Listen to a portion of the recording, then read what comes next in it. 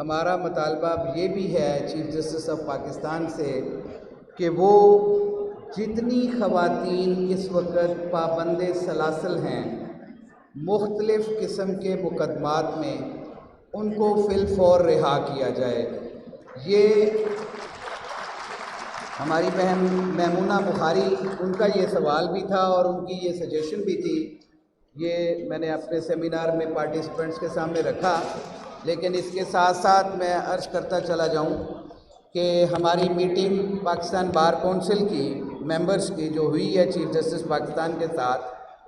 تو وہاں پہ بہت سارے ایشوز کو ڈسکس بھی کیا گیا اور اس کے اوپر سفارشات بھی لی گئیں، اور ہم ایکسپیکٹ کرتے ہیں کہ جیسے وہ آزاد منش مشہور ہیں، وہ آزاد منش ہو کے آزاد منش فیصلے فرمائیں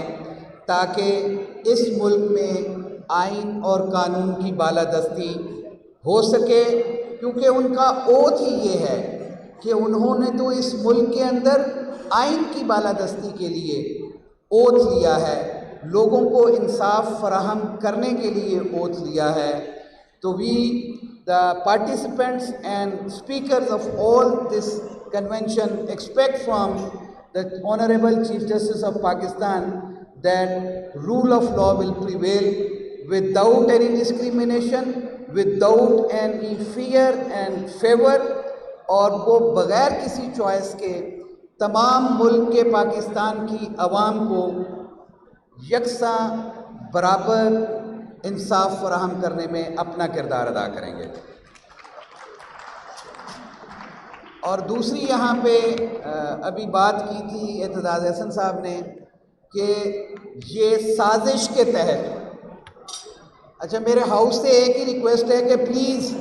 یہاں پہ موجود جو سارے سپیکرز آتے ہیں وہ آپ کے لیے آئے ہوئے ہیں، آپ ذرا خاموشی رکھیے گا تاکہ ان کی آراء سے آپ مستفید ہو سکیں، آپ ان کو سننے آئے ہیں۔ اس کے ساتھ ساتھ جو توقیری کی بات کی اعتزاز احسن صاحب نے، تو اس کا آغاز تو بہت پہلے سے ہے، لیکن جن جن لوگوں نے عدالتوں کو بے توقیر کرنے کی کوشش کی وہ خود بے توقیر ہو جاتے ہیں، کیونکہ قاضی کا منصب رب نے